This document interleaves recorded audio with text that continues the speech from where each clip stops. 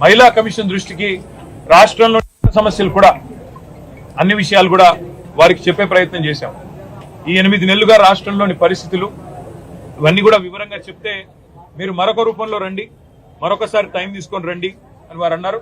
అవసరమైతే తప్పకుండా మా నాయకురాళ్ళందరూ కూడా మళ్ళీ మేము కూడా అందరం వచ్చి మొత్తం చిట్టా కూడా వారికి ఇవ్వడానికి వచ్చినాం.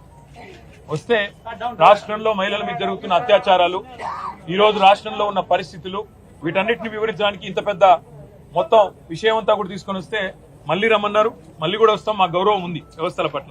కానీ ఈ రోజు ఏ వైఖరి అయితే కాంగ్రెస్ పార్టీ అవలంబిస్తున్నదో దాని విషయంలో మాత్రం నేను తీవ్ర అభ్యంతరం వ్యక్తం చేస్తా ఉన్నా.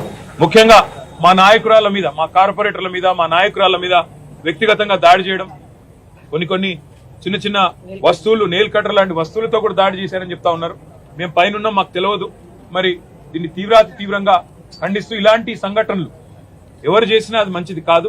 వారి మీద కూడా పోలీసులు తప్పకుండా చర్య తీసుకోవాలి.